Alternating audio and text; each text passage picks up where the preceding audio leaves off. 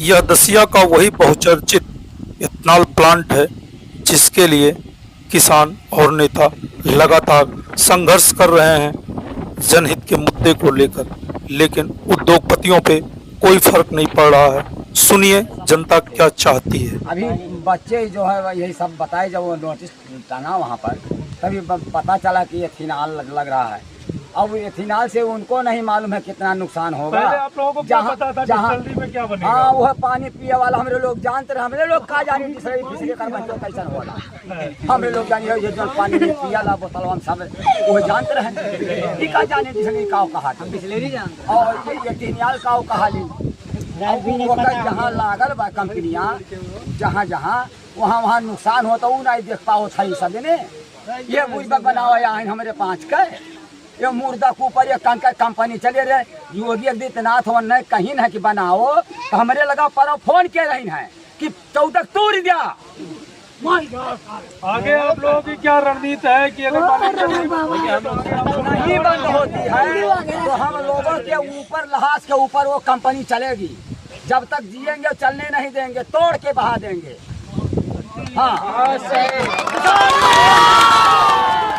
इन्होंने कहा है कि जो है मैदा मिल बन लगा रहे हैं, आप लोग गरीबों की रोजी देंगे। मैदा मिल के जगह हम लोग जान लेवा के हमला कर रहे हैं। 3 स्कूल कह रहे हैं, 30 किलोमीटर नदी कहाँ है? जंगल कहाँ काटे हैं? यहाँ जंगल कहाँ है? 3 स्कूल चल रही है सरकारी, बगल में अस्पताल है। हम लोग कहाँ जाएंगे? हम लोग चलवर टांगर कहाँ जाएंगे? हमारी जमीन हमारी फसल कहाँ जाएगी? कैसे मरेगा हम लोग? 10 दिन बाद हम लोग की जमीन रिहार कर देंगे। हम लोग क्या खाएंगे? ये हमको देंगे? जगह अपना गोरखपुर जहाँ जहाँ लगा हुआ, यहाँ फैक्ट्री नहीं लगेगी तो नहीं लगेगी। हमको इनके नौकरी नहीं चाहिए, हमको इनके खिलाफ फैक्ट्री की ड्यूटी नहीं चाहिए। खाली भूजल हमको सब चाहिए। इनको मैं जमीन दिया हूँ, अपनी जल नहीं देता हूँ। खाली जमीन दिया हूँ कर्जन देने के लिए, ये आप साधारण लगाइए।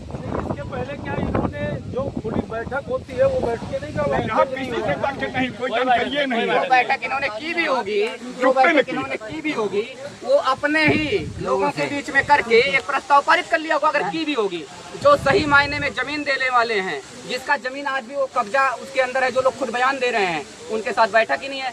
जो ऑलरेडी यहाँ के प्रबुद्ध लोग हैं, उनके साथ कोई बैठक नहीं है, पता ही नहीं है। ये जमीन मेरी है। हाँ, मैं इतना अच्छा से जमीन इनको दिया हूँ, दिए हैं, देख लीजिए, कोई गलत नहीं किया हूँ। उस समय आपको मैदा फैक्ट्री बताई गई जी।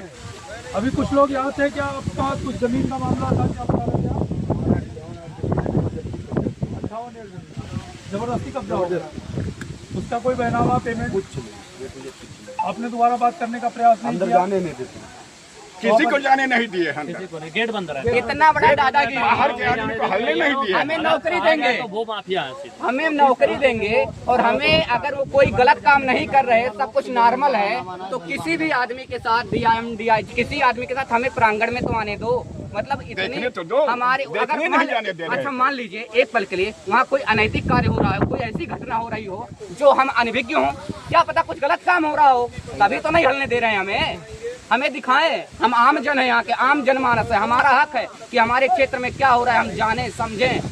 लेकिन क्या बात है, उसमें क्या हो रहा है? जैसा कि उन्होंने कहा कि हर अधिकारियों ने ये नोटिस भी दे दिया, वो किस तरीके से फिर मिल गई होगी? मैं तो साफ कह रहा हूँ, उद्योगपति हैं, वो कहते हैं मैं व्यापारी हूँ, ऑलरेडी मैदा मिल चल रही है, पैसे वाले हैं, रसूखदार हैं, गोरखपुर उनका निवास है।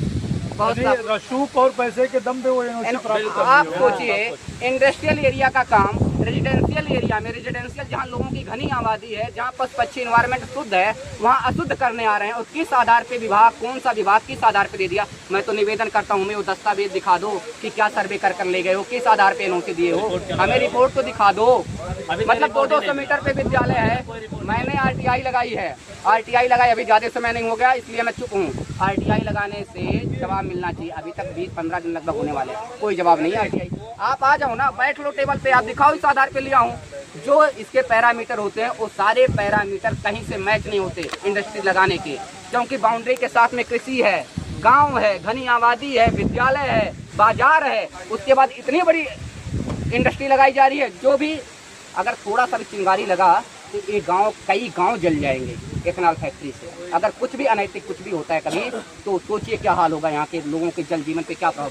दूसरा तो होगा, जो घटना होगी तो बहुत दूर की बात है कि हम लोग रह पाएंगे, क्या होगा। जैसा कि आपने जनता का आक्रोश देखा, और जायज भी है जनता का आक्रोश, क्योंकि जनता उस फैक्ट्री के अंदर जाने नहीं पाती है। चाचा, फैक्ट्री के अंदर आप लोगों को जाने नहीं मिलता क्या? फैक्ट्री के अंदर जाने की हमने कोई आवश्यकता नहीं है, क्योंकि ये पहले तो गुमराह करके बना रहे हैं, मैदा की बनाएंगे। और डिस्टिलरी तो हम लोग ये समझते थे, अभी बच्चे जो है यही सब बताए, जब वो नोटिस टांगा वहाँ पर तभी पता चला कि एथिनॉल लग रहा है। अब एथिनॉल से उनको नहीं मालूम है कितना नुकसान होगा। पहले आप लोगों को क्या पता था डिस्टिलरी में क्या बनेगा? हाँ, वह पानी पिए वाला हमरे लोग जानते रहे, हमरे लोग कहा जाने डिस्टिलरी पिछले कर बच्चों कैसा होला, हमरे लोग जानिए ये जो पानी में पिया ला बोतल हम सब वो जानते रहे, का जाने डिस्टिलरी का कहा था, डिस्टिलरी जानते, और एथिनॉल का कहा ली। जहाँ लागल बा कंपनियाँ, जहाँ जहाँ वहाँ नुकसान होता वो नहीं देख पाओ था सब ने। ये बुझा बनावा यहाँ हमारे 5 का ये मुर्दा के ऊपर ये कंपनी चले रहे, योगी आदित्यनाथ नहीं कहीं है कि बनाओ, तो हमारे लगा पर फोन के रही है कि 14 तोड़ दिया। आगे आप लोगों की क्या रणनीति है कि अगर नहीं बंद होती है तो हम लोगों के ऊपर लहाज के ऊपर वो कंपनी चलेगी, जब तक जिएंगे चलने नहीं देंगे, तोड़ के बहा देंगे। हाँ, इस